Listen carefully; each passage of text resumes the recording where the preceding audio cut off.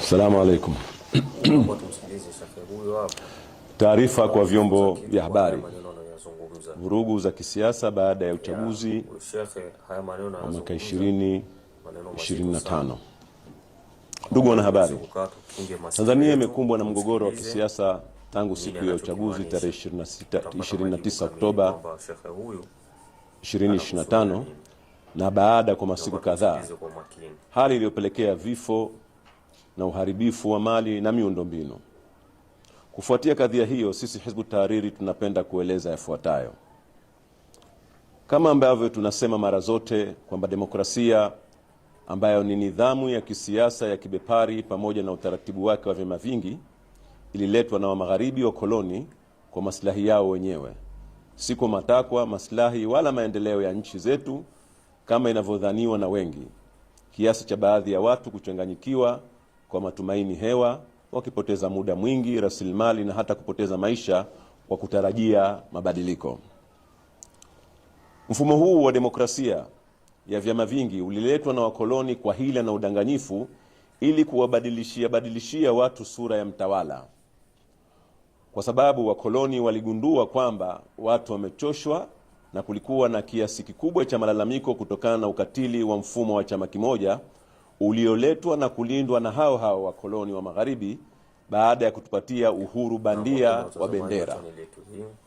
Kwa mfumo huo wa vyama vingi wa magharibi pia wanalenga kuwahadaa wananchi kwamba na wao hao wananchi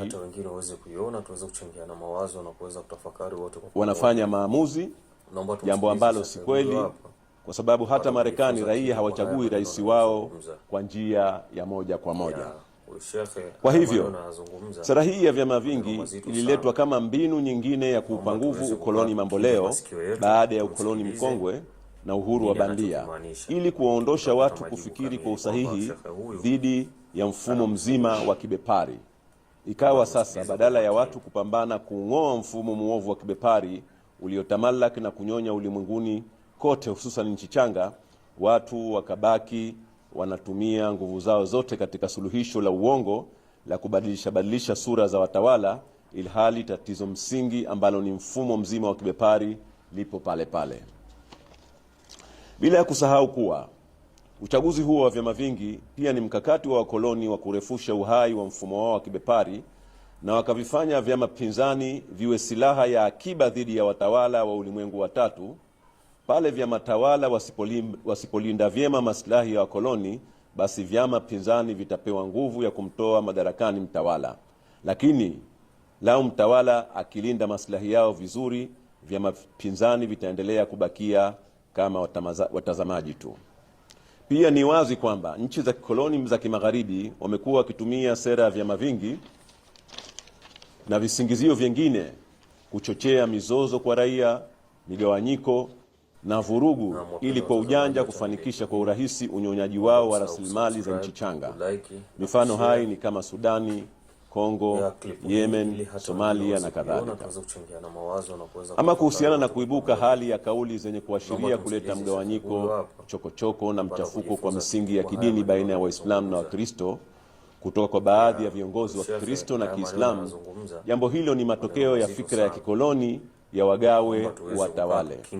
Ikumbukwe, wakoloni kwa maksudi katika kuendeleza ubwana wao katika makoloni yao huacha kwa maksudi na huunda nyufa mbalimbali za migawanyiko kama ya kikabila, kimaeneo, kidini na kadhalika, ili kutumia nyufa hizo kwa wepesi pale inapohitajika kwa manufaa yao.